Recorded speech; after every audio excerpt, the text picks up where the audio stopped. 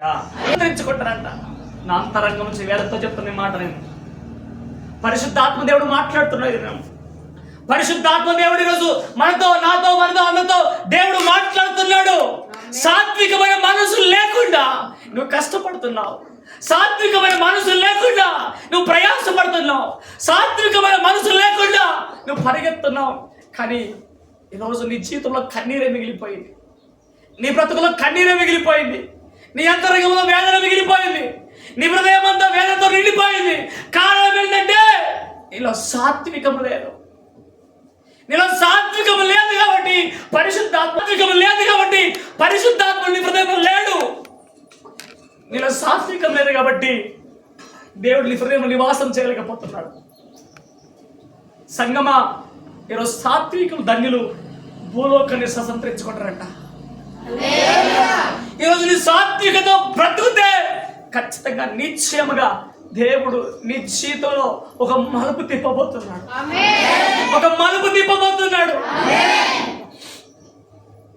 సొలొమోను, అయ్యా నాకు జ్ఞానం లేదయ్యా, ఈ ప్రజలు పాలించడానికి, ఈ ప్రజలకు న్యాయం తీర్చడానికి నాకు వివేకము కావాలయ్యా, వివేచన కావాలయ్యా అన్నప్పుడు నా కుమారుడా, నువ్వు సాత్వికంతో అడిగావు, నువ్వు సాత్వికంతో నా హృదయాన్ని గెలుచుకున్నావు, నువ్వు సాత్వికంతో నా మనసుని గెలుచుకున్నావు. అమ్మా, ఈరోజు సాత్వికతో నీ భర్తను గెలుచుకున్నావా? సాత్వికంతో నీ భార్యను గెలుచుకున్నావా? సాత్వికంతో నీ పిల్లల్ని గెలుచుకున్నావా? సాత్వికంతో నీ కుటుంబాన్ని గెలుచుకున్నావా? సాత్వికంతో నీ బంధువుని గెలుచుకున్నావా? సాత్వికంతో ఎక్కడ చూసినా వైరవమే, ఎక్కడ చూసినా విరుద్ధమే, ఎక్కడ చూసినా పొట్లాడనే, ఎక్కడ చూసినా గొడవలే, ఎక్కడ చూసినా అల్లరే, ఎక్కడ చూసినా చికాకే. కారణం తెలుసా? నీలో ఏం లేదు,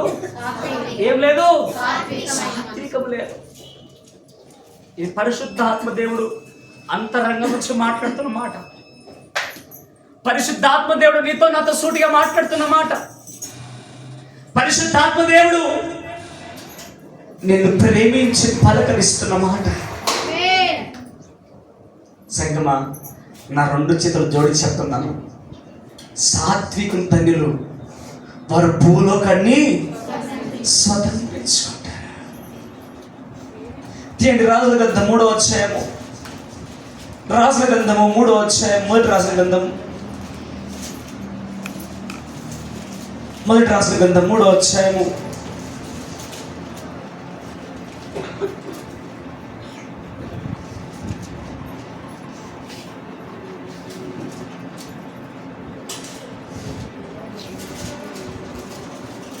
స్తోత్రం.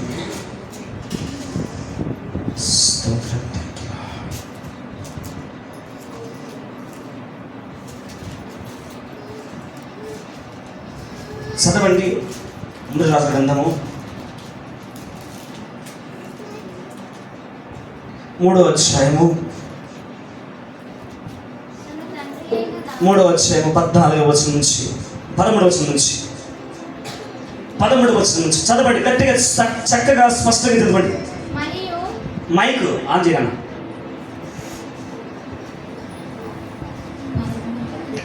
మరియు నీవు ఐశ్వర్యమును ఘనత నిమ్మని అడగకపోయినను నేను వాటిని కూడా నీకు ఇస్తున్నాను. హల్లెలూయా. ఈరోజు ధనమి అయ్యా, ఐశ్వర్యమి అయ్యా, అంతస్తు అయ్యా, నాకు బంగాళ అయ్యా, నాకు బంగారం అయ్యా, నాకు వెండి అయ్యా అని ఏడుస్తున్నావా? ప్రార్థన చేస్తున్నావా? పాటలాడుతున్నావా? ప్రాధేయపడుతున్నావా?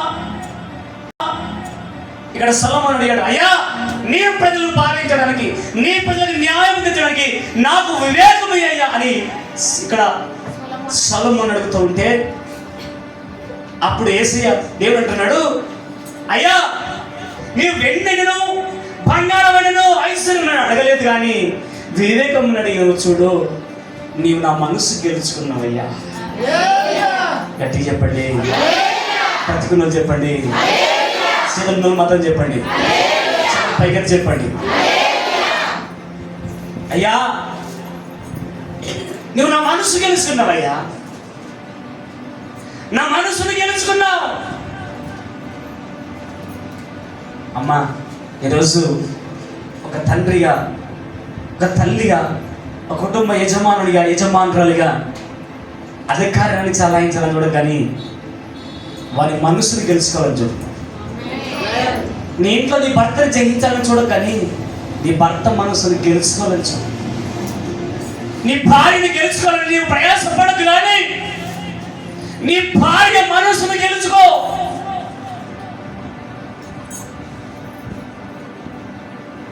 పట్టణంలో స్వాధీనం పరుచుకున్న వాడి కంటే ఒక మనిషి హృదయం గెలుచుకున్నవాడు, స్వాధీనం చేసుకున్నవాడు ధన్యుడు. హల్లెలూయా.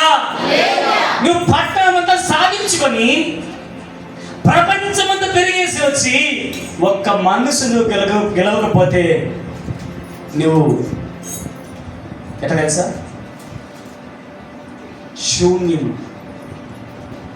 శూన్యుడవు నువ్వు, నిరాకారుడవు నువ్వు, నిష్ప్రయోజకుడవు నువ్వు. ఎప్పుడైతే మనస్సును గెలుచుకుంటావో నీవు ప్రయోజకుడివి. అందుకే సొలొమోను అంట, అయ్యా వెండిని కానీ బంగారాన్ని కానీ ఐశ్వర్యం అడగలేరు, శత్రు ప్రాణం అడగలేవు, కానీ ఇదిగో వాటితో పాటు నీ జ్ఞానమును, వివేచనను, ఐశ్వర్య అంతస్తును అన్ని నీకు ఇస్తున్నాయి అంటాడు. గట్టిగా చెప్పండి కొడతారా? తల్లి ఈరోజు ఒకటే చెప్తున్నాను, దేవుని వెండి బంగారం ఐశ్వర్యం బంగాళ అప్పులు ఇదిగా పడగలిసింది. అయ్యా నీ వివేకము నాకు ఇవ్వయ్యా, నీ వివేచన నాకు ఇవ్వు అని నేను అడిగితే వివేచనతోని జ్ఞానంతో పాటు అన్ని దేవునికి ఇవ్వబోతున్నాడు. న్యాయము తీర్చడానికి నీ కుటుంబ పాలన కొరకు ఆ జ్ఞానం ఇవ్వబోతున్నాడు. ఒక మాట చదువు తల్లి కంటిన్యూగా. అందువలన నీ దినములన్నిటను రాజులలో నీ వంటి వాడు ఒకడైనను, మరియు నీ తండ్రి దావీదు నా మార్గంలో నడిచి నా కట్టలను నేను నియమించిన ధర్మమంతటిని గైకొన్నట్టు నీవు నడిచి వాటిని గైకొనిన యెడల నీవు దీర్ఘాయుష్మంతుడవు. గట్టిగా చప్పట్లు కొట్టు. దేవుని మనసును గెలుచుకొని దేవుని మాటని వింటే, దేవుని మాటతో పాటు నీ తల్లిదండ్రులు బోధించిన బోధనని వింటే, నీ తల్లిదండ్రులు చెప్పిన మాట నీవు వింటే నీవు దీర్ఘాయుష్మంతుడు అవుతావంట. అమ్మ ఈ రోజుల్లో హాఫ్ సెంచరీ కూడా కంప్లీట్ చేయలేకపోతున్నారు మా యవనస్తులు. హాఫ్ సెంచరీ కూడా చేయలేకపోతున్నారు. సెంచరీ అంటే ఎంత? సెంచరీ అంటే ఎంత? 100. 100లో 100 చేయట్ల. హల్లెలూయా. 100లో సగమే 100 అవుతున్నారు. 50 కంప్లీట్ చేసుకోలేకపోతారు మాలాంటి యవనస్తులు. 25 అంటే మహా ఎక్కువైపోతుంది. 25 ఎక్కువైపోతుంది. ఎక్కువైపోయి ఎక్కాసమై కక్కేస్తున్నారు. పట్టల కిందనో, బైక్ యాక్సిడెంట్లను, కార్ యాక్సిడెంట్లను, లేక సూసైడ్లను, లేక కుక్కర్లను. హల్లెలూయా. అర్థమైన గట్టి చెప్పండి, అర్థమైంది చెప్పండి. అర్థమైనట్టు గట్టిగా స్తోత్రం కలుగుతుంది గట్టి. హల్లెలూయా. వైష్ణవులు అర్థమైనట్టు కుక్కర్ అనగానే 25 వరకు కాబట్టే కుక్కర్లు బయటికి వస్తున్నాయి, ఫ్రిడ్జ్లు బయటికి వస్తున్నాయి, డెకాలు బయటికి వస్తున్నాయి. 25 కూడా కంప్లీట్ చేయట్లా. ఏం లేక? ఎస్, హల్లెలూయా. జ్ఞాన వివేచనలు లేక కుటుంబాలు విచ్ఛిన్నమైపోతున్నాయి, కుటుంబాలు హతమార్చబడుతున్నాయి, కుటుంబాలు అంతమైపోతున్నాయి. కారణం ఏంటంటే ఆ కుటుంబంలో ఏం లేదు? జ్ఞాన వివేచన. చదవడమ్మా త్వరగా. అంతలో సొలొమోను మేలుకొని అది స్వప్నమని తెలుసుకొనెను, అది కల అని తెలుసుకొని పిమ్మట అతడు యెరూషలేమునకు వచ్చి యెహోవా నిబంధన గల మందసమును ఎదుట నిలువబడి ఓకే దహన బలులను సమాధాన బలులను అర్పించి ఓకే తన సేవకులందరికీ విందు చేయించెను. ఏమంటే దహన బలులను సమాధాన బలులను అర్పించి తన సేవకులందరికీ విందు చేయించను. చదవండి అమ్మా. తరువాత వేషలైన తర్వాత ఇద్దరు ఇప్పుడు ఆయన జ్ఞానం ఇచ్చాడా లేదా అనడానికి ఒక రుజువు. ఆమేన్. ఈరోజు కన్క్లూజన్గా ఈ పోయిన వారం చెప్పిన మాటను కన్క్లూజన్ ఈరోజు ముగించబోతున్నాను. పోయిన వారం మిస్ అయిన వాళ్ళు ఈ వారం అదృష్టవంతులు. హల్లెలూయా. మీకు తెలుసా, ఇప్పుడు చెప్పబడిన మాట పోయిన వారం యూట్యూబ్లో ఉంటుంది, అది వింటుంది ఈరోజు వినాలి. నీ కుటుంబాన్ని ఎలా కట్టుకోవాలో పరిశుద్ధాత్మ దేవుడు మాట్లాడుతున్నాడు. నీ కుటుంబాన్ని ఎట్లా పోషించుకోవాలో పరిశుద్ధాత్ముడు మాట్లాడుతున్నాడు. నీ బ్రతుకుని ఎలా ముందు కొనసాగించాలో పరిశుద్ధాత్ముడు మాట్లాడుతున్నాడు. ఇంకొంచెం గట్టిగా, ఇంకొంచెం గట్టిగా. బ్రతికున్నోళ్ళు మాత్రమే, చేతులు ఉన్నోళ్ళు మాత్రమే. చేతులు నెలలో చెప్పకండి, చేతులు నెలలో చెప్పకండి, చేతులు నెలలో చెప్పకండి, చేతులు నెలలో చెప్పకండి. హల్లెలూయా. సంగమా, ఈరోజు నీ జ్ఞానం ఇచ్చాడా లేదా అని తెలుసుకోవడానికి ఒక ఎగ్జాంపుల్గా దేవుడు ఒక స్థితిని ముందు పెట్టబోతున్నాడు ఈరోజు నుంచి. నువ్వు జ్ఞానవంతుడవా, జ్ఞానవంతురాలిగా, జ్ఞానం లేనిదానివా, జ్ఞానం ఉన్నదానివా అని నిన్ను పరీక్షించడానికి, పరిశోధించడానికి నీ ముందు ఒక సాధారణమైన ఒక పరిస్థితిని దేవుడు నీ ముందు తీసుకురాబోతున్నాడు. అప్పుడు దానిని బట్టి నువ్వు తెలుసుకొని జ్ఞానవంతుడవా, జ్ఞానం లేని దానిగా, జ్ఞానముల దానిగా. అది చదవండి అమ్మా. 16. తర్వాత వేసైన ఇద్దరు స్త్రీలు, చాలా నేను చదువుతాను. తర్వాత వేసైన ఇద్దరు స్త్రీలు రాజునకు వచ్చి ఏమంటారా, అతని ముందర నిలిచి. హల్లెలూయా. సొలొమోను ముందు వేసైన ఇద్దరు వచ్చి అతని ముందు నిలబడ్డారంట. చెప్పండి. హల్లెలూయా. ఇప్పుడు సొలొమోను రాజుగా నియమించిన తర్వాత దేవుడితో సొలొమోను ఏమనంటే, అయ్యా ఈ ప్రజలకు న్యాయం తీర్చడానికి నాకేం లేదు, వివేచన లేదు. అయితే నేను ఈ ప్రజలకు న్యాయం తీర్చడానికి నాకు వివేచన కావాలన్నప్పుడు, అయ్యా శత్రు ప్రాణం అడగలేదు, ఐశ్వర్యం అడగలేదు, వెండి బంగారం అడగలేదు, కానీ వీటితో పాటు నీకు అన్ని ఇస్తున్నా అన్నప్పుడు అది ఇచ్చాడు అనడానికి రుజువు ఇది. అయితే వేసైన ఇద్దరు ఆయన ఎదుటకు వచ్చి నిలిచారట. అయితే ఆ నిలిచిన వెంటనే వాళ్ళు ఒకటి ఇట్లు మనవి చేసను, నా ఏలిన వాడా చిత్తగించుము, నేను ఈ స్త్రీ ఒక ఇంటిలో నివసిస్తున్నాము. హల్లెలూయా. నేను ఈ స్త్రీ, ఈమె కూడా స్త్రీని అమ్మో, నేను ఈ స్త్రీయు ఒక ఇంట్లో నివసిస్తున్నాము. ఈ ఒక ఇంట్లో నివసిస్తున్నాము అని చెబుతున్నావిడ కూడా స్త్రీయే. ఈ స్త్రీ అంటుంది, నేను ఈమెను ఒక ఇంట్లో నివసిస్తున్నాము. అయితే దానిలో కూడా ఇంటిలో కూడా నేను ఒక పిల్లను కంటిని. నేను కన్న 3వ దినమున ఇదిగో పిల్లను కనను. మేమిద్దరము కూడా, చదవండి అమ్మా కొంచెం. మేమిద్దరము కూడా ఉన్నాము. మేమిద్దరము తప్ప ఇంటిలో ఎవరునూ లేరు. అయితే ఓకే. అయితే రాత్రి యందు ఇది పడకలో తన పిల్ల మీద పడగా అది చచ్చెను. కాబట్టి మధ్యరాత్రి లేచి నీ దాసిని నేను నిద్రించుచుండగా వచ్చి నా ప్రక్కల నుండి నా బిడ్డను తీసుకొని తన కౌగిట్లో పెట్టుకొని చచ్చిన తన పిల్లను నా కౌగిట్లో ఉంచెను. ఉదయమున లేచి నా పిల్లను పాలియ చూడగా అది చచ్చినదాయను. తర్వాత ఉదయమున నేను పిల్లను నిదానించి చూచినప్పుడు వాడు నా కడుపులో పుట్టినవాడు కాడని నేను తెలుసుకొంటిని. అంతలో రెండవ స్త్రీ అది కాదు బ్రతికి ఉన్నది నా బిడ్డ చచ్చినది నీ బిడ్డ అని చెప్పగా ఆమె కాదు చచ్చినదే నీ బిడ్డ బ్రతికి ఉన్నది నా బిడ్డను. ఈ ప్రకారం వారు రాజసభ రాజ సముఖమున మనవి చేయగా రాజు బ్రతికి ఉన్నది నా బిడ్డ చచ్చినది నీ బిడ్డ అని ఒకతేయు రెండవది అలాగు కాదు చచ్చినది నీ బిడ్డ బ్రతికి ఉన్నది నా బిడ్డ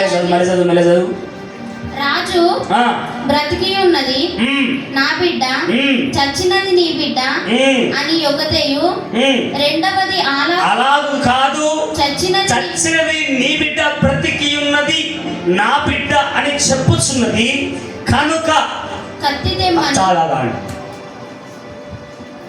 ఇప్పుడు చెప్పండి, ఇద్దరు స్త్రీలు ఎక్కడోనంట చెప్పండి, ఇద్దరు స్త్రీలు అమ్మ స్త్రీలకు చెప్పండి అమ్మ. ఇద్దరు స్త్రీలు ఒక ఇంట్లో ఉన్నారు. అయితే ఇద్దరు ఏం చేశారంట అమ్మ యారాళ్ళు చెప్పండి, ఉన్నారు యారాళ్ళు హల్లెలూయా చెప్పండి గట్టిగా. ఇద్దరు ఏం చేశారంట? ఇద్దరు బిడ్డలు కన్నారంట. ఇద్దరు బిడ్డలు కన్నప్పుడు ఒక ఆమె వివేకము లేకుండా తన పిల్ల మీద పొర్లి అలా పడుకున్నప్పుడు ఆ పిల్ల చచ్చిపోయింది. వివేకము లేని స్త్రీ ఏం చేసిందంటే పొర్లుకుంటా బిడ్డ మీద పడి ఊపిరి రాడక ఆ బిడ్డ చనిపోయింది. అయితే వివేకము గలది తన బిడ్డ ప్రాణంలో కాపాడుకున్నది. హల్లెలూయా. అర్థమైన చెప్పండి, అర్థమైన చెప్పకండి, అర్థమైన చేయొద్దండి, అర్థమైన చేయొద్దకండి. వివేకము లేని ఏం చేసిందంటే కాలు చేతుల ఇష్టం ఉంది పట్టేసి బుద్ధిహీనంగా బిడ్డను చంపుకుంది. వివేకము గల ఏంటంటే సక్రమంగా సరిగా పడుకుని బిడ్డని బతికించుకుంది. ఇప్పుడు వివేకము లేని దానిగా ఉంటే ఏమవుతుంది? కుటుంబము వివేకము కలిగిన దానిగా ఉండదు ఏమవుతుంది? కుటుంబము బ్రతుకుతుంది. హల్లెలూయా. వివేకము లేని స్త్రీ కుటుంబాన్ని చేసి నాశనం చేసుకుంటుంది. ఆమేన్. వివేకము గల స్త్రీ చేసి కుటుంబాన్ని బ్రతికిస్తుంది. హల్లెలూయా. అమ్మ అక్క వచ్చే వారం వచ్చినా పర్లే, రాకున్నా పర్లే, నన్ను తిట్టిన పర్లే, తిట్టకున్నా పర్లే, నిన్ను బట్టి నీ కుటుంబం బ్రతుకుతుందా సస్తుందా? హలో హల్లెలూయా. అమ్మో నిన్ను బట్టి నీ కుటుంబం బ్రతుకుతుందా చస్తుందా?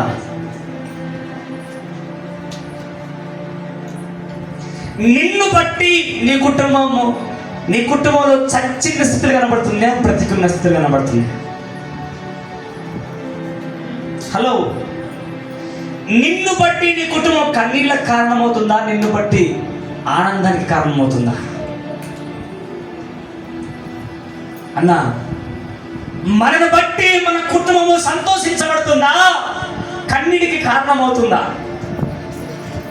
దేవుడు మాట్లాడుతాడు ఈరోజు.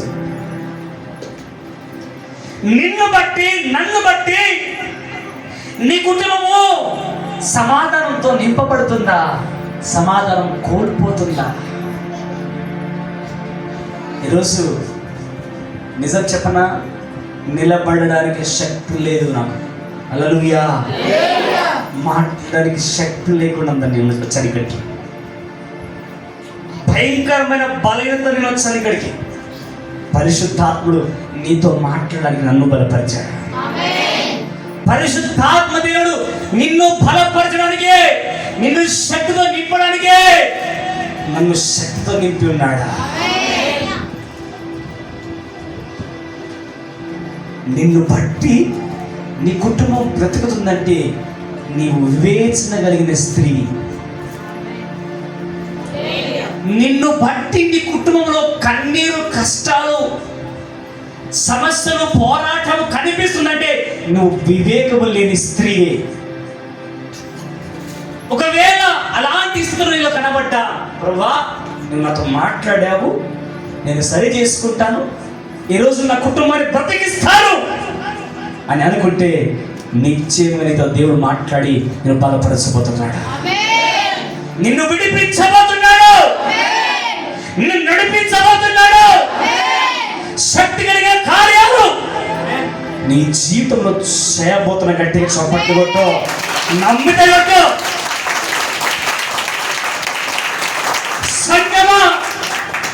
వివేకము లేని బ్రతికినేవా చస్తావు జాగ్రత్తగా. వివేకము లేని బ్రతుకు జీవించవా పోతావు జాగ్రత్త. వివేకము కలిగి నువ్వు బ్రతుకుతున్నావా, నువ్వు బ్రతుకుతావు, అనేకలను బ్రతికిస్తావు. ఒక భర్తగా నువ్వు వివేకముగా లేకపోతే నీ భార్య పిల్లలు రోడ్డుకు వస్తారు జాగ్రత్త. ఒక భర్తగా వివేకము లేని సమస్యలో విరుకుంటే రోడ్డు పాలవుతారు నీ పిల్లలు. ఒక భర్తగా నీ వివేకంతో ముందుకు సాగితే నీ కుటుంబము, నీ పిల్లలు తలెత్తుకుని తిరగలుగుతారు. నువ్వు న్యాయాధిపతి దగ్గరికి వచ్చావు. న్యాయము తీర్చడానికి ప్రభువు మాట్లాడుతున్నాడు ఈరోజు. సొలొమోను దగ్గరికి వెళ్ళి ఇద్దరు స్త్రీలు అయ్యా అని వాళ్ళ గూడు చెప్పినట్లుగా ఈరోజు పురుషుడిగా స్త్రీగా వచ్చి ఆయన సన్నిధిలో నీ సమస్యను చెప్పుకున్నావు. ఆయన సన్నిధిలో నీ పరిస్థితి చెప్పుకున్నావు. నీ పరిస్థితికి పరిష్కారాన్ని దేవుడు ఇవ్వబోతున్నాడు. నీ ప్రశ్నకు జవాబు ఇవ్వబోతున్నాడు. నువ్వు ఏ పోరాటంతో వచ్చినావు నాకు తెలియదు, ఏ పరిస్థితితో వచ్చినావు నాకు తెలియదు, కానీ నీకు సరైన న్యాయం తీర్చబోతున్నాడు ఆయన. నీకు తగిన న్యాయం తీర్చబోతున్నాడు ఆయన. తగిన నీతిని నీ జీవితం నెరవేర్చబోతున్నాడు. తల్లి, ఈరోజు వివేకముతో నువ్వు బ్రతుకుతే, వివేకముతో నువ్వు జీవిస్తే నీ బిడ్డలు నువ్వు చంపుకో. వివేకముతో నువ్వు జీవిస్తే నీ కుటుంబాన్ని చంపుకో. వివేకముతో జీవిస్తే నీ పిల్లల కడుపును కొట్టవు. నీవు వివేకంతో జీవిస్తే నీ పిల్లల కడుపును కాల్చావు. నీవు వివేకంతో జీవిస్తే నీతో పాటు నీ పిల్లలు ఇలా మోకరిస్తారు. నువ్వు వివేకముతో జీవిస్తే నీతో పాటు నీ పిల్లలు కన్నీరు విడిచి ఆయన పాదాలు పట్టుకుంటారు. నీవు వివేకముతో జీవిస్తే నీతో పాటు ఆలయానికి సరైన క్రమంలో వస్తారు. నీవు వివేకముతో జీవిస్తే నీవు దైవదేవునికి ఇచ్చే మర్యాద నీ పిల్లలు కూడా ఇస్తారు. ఈరోజు సూటిగా దేవుడు మనతో మాట్లాడుతున్నాను అనుకుంటున్నాను. సూటిగా స్పష్టంగా దేవుడు మనతో మాట్లాడుతున్నాడు. చాలా క్లుప్తంగా దేవుడు మాట్లాడుతున్నాడు. నేను జ్ఞానవంతురాలని అనుకుంటున్నావు, నేను జ్ఞానవంతుని అనుకుంటున్నాను. నీ క్రియలు నీ పిల్లలు కనబడుతుంది. నేను పరిశుద్ధుని, నేను పరిశుద్ధురాలని అని నీవు అనుకుంటే ఆ క్రియ ఎక్కడ కనబడుతుందంటే ఫలంలో కనబడుతుంది. ఆ ఫలం నీ పిల్లలే, ఆ ఫలము నీ పిల్లలే, ఆ ఫలము నీ కడుపును పట్టిన ఆ ఫలాలే. హల్లెలూయా. ఎంతమందికి అర్థమవుతుంది? ఎంతమంది దేవుడు మాట్లాడుతున్నాడు? గర్భ ఫలము యెహోవా ఇచ్చు బహుమానం. నీవెలా జీవిస్తున్నావో, నీ పద్ధతి ఏంటో, నీ క్రియ ఏంటో, నీ వివేకం ఏంటో, నువ్వు కాసిన ఫలాలు నీకు చెప్తే సాక్ష్యం ఇస్తాయి.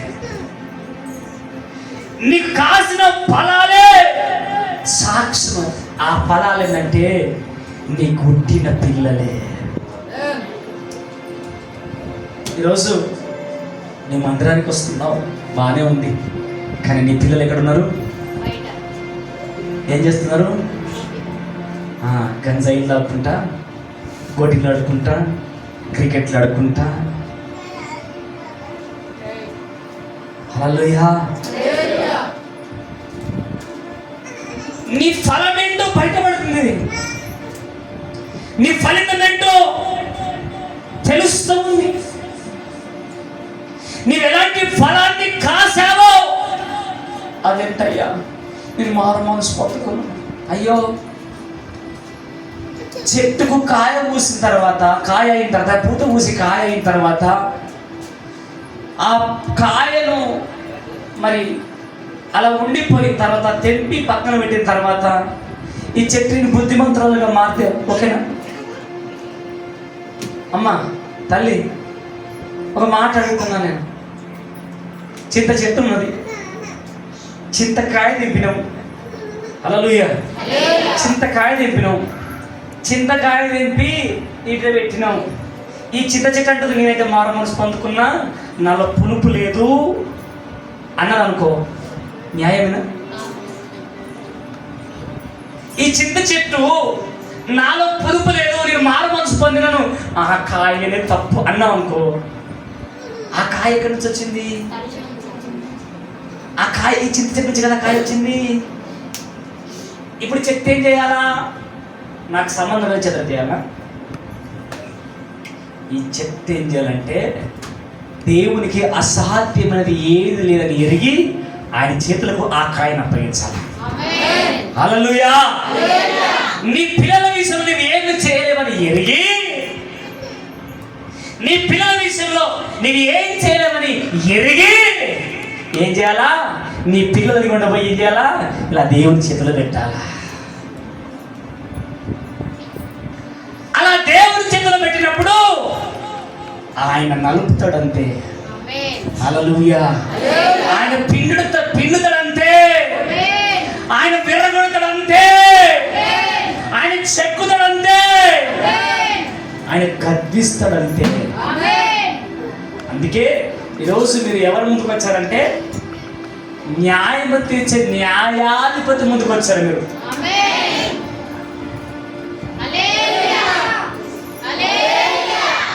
మీరు ఇప్పుడు ఎవరి ముందు నిల్చున్నారు? న్యాయాధిపతి ఎందుకు మీరు కూర్చున్నారమ్మా? హలో అమ్మా, మీరు న్యాయాధిపతి ఎదుట మీరు కూర్చున్నారు. తగిన న్యాయం మీకు తీర్చబోతుంది ఆయన. తగిన తీర్పును మీకు దేవుడు తీర్చబోతున్నాడు. ఆ ఇద్దరి స్త్రీలు వచ్చి, అయ్యా చచ్చిన బిడ్డనేమో నాది కాదు, దాని బిడ్డ, బతుకున్నది నా బిడ్డ అని. ఈమెంటే లేదు లేదు లేదు, చచ్చినదే నీ బిడ్డ, బ్రతికున్నదే. అప్పుడు న్యాయము తీర్చే నీవు నాకుంటే, న్యాయము తీర్చే నీవు నాకుంటే చాలు యేసయ్యా, చాలు యేసయ్యా. నమ్మకమైన దేవుడవైనా నీవే చాలు యేసయ్యా. నమ్మకమైన దేవుడవైనా నీవే చాలు యేసయ్యా. నేనేమై ఉన్నా, ఏ స్థితిలో ఉన్నా, ఇంకేమి కోరుకోనయ్యా, అసలు ఇంకేమి కోరుకోనయ్యా. హల్లెలూయా. న్యాయము తీర్చే యేసయ్య అనుకుంటే నువ్వేమి కోరుకోవద్దు, కానీ ఈరోజు న్యాయమును కోరుకో. న్యాయమును కోరుకో, ఆయన నిన్ను న్యాయవంతులుగా చేయబోతున్నాడు. అన్యాయస్తులైన న్యాయాధిపతి దగ్గరికి వెళ్ళి, హల్లెలూయా, అన్యాయస్తులైన న్యాయాధిపతి దగ్గరికి వెళ్ళి నాకును నా ప్రతివాదికి న్యాయం తీర్చని కాదు వెళ్ళిందంట. ఎవరి దగ్గరికి? ఇట్రాను, ఇట్రా, లే త్వరలే, లే ఎక్కమని, ఇట్రా ఇట్రా. హల్లెలూయా, హల్లెలూయా. ఇట్రా త్వరగా. అన్యాయస్తులైన న్యాయాధిపతి దగ్గరికి వెళ్ళి, ఈడెవడు ఇప్పుడు? ఈడు అన్యాయస్తుడు. శ్రమ, హింస, దొంగతనము, అన్యాయం, అక్రమం అన్ని చేసే దుర్మార్గుడు. వీడు కాదనుకోండి, ఎగ్జాంపుల్ చెప్తుంది. హల్లెలూయా. వీడు దుర్మార్గుడు. వీరి దగ్గరికి పోయి ఏమన్నా, నాకు న్యాయం తీర్చవా, నాకు న్యాయం తీర్చవా అంటుంది. మల రూపాన్ని పంపించాడు. మళ్ళీ పోయినా, మళ్ళీ వచ్చిన, రాజా నాకు న్యాయం తీర్చవా, మళ్ళీ వాడు, మళ్ళీ వచ్చా. మళ్ళీ పోయినా, అయ్యా న్యాయం, అరే నేను అన్యాయం పనికి మాలని తెలిసి కూడా, నేను అన్యాయస్తులని తెలిసి కూడా, నేను న్యాయము చేయనని తెలిసి కూడా ఈవిడేంటి మళ్ళీ మళ్ళీ నా దగ్గరికి వస్తుంది అని ఏమనుకున్నాడు? ఈయన మనసులో అనుకున్నాడు, అన్యాయస్తుని నేను, న్యాయం చేసేవాడిని కాదు నేను, ఈమె న్యాయం కొరకు నా దగ్గరికి వస్తుందని ఆలోచన చేసుకొని ఈమె మాటి మాటికి ఈయన దగ్గరికి రాకుండా న్యాయం తీర్చాడట. హల్లెలూయా, హల్లెలూయా. అన్యాయస్తుడే న్యాయం తీరిస్తే మన తండ్రి, మన పరమ తండ్రి, మన తండ్రి పరిశుద్ధుడు, మరి నీకు న్యాయం మరి త్వరగా తీరుస్తాడంతే. హల్లెలూయా. మరి త్వరగా నీకు న్యాయం తీర్చబోతున్నాడు, మరి త్వరగా నీ పట్ల న్యాయం జరిగించబోతున్నాడు, నీ అప్పుల సమస్యకి న్యాయం తీర్చబోతున్నాడు, నీ రోగానికి న్యాయం తీర్చబోతున్నాడు, నీ సమస్యకి న్యాయం తీర్చబోతున్నాడు, నీ పరిస్థితికి న్యాయం తీర్చబోతున్నాడు, కుదరని వ్యాధికి న్యాయం తీర్చబోతున్నాడు, నీ యొక్క సమస్య నుంచి పరిశుద్ధాత్మ దేవుడు న్యాయం తీర్చబోతున్నాడు. ఈరోజు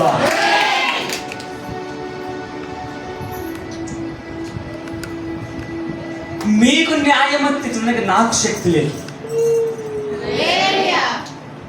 మీకు వాక్యం చెప్పి న్యాయం చేయడానికి నాకు శక్తి లేదు, కానీ శక్తినిచ్చి న్యాయం తీర్చడానికి ఈ పాత్రను వాడుకున్నాడు అంతే.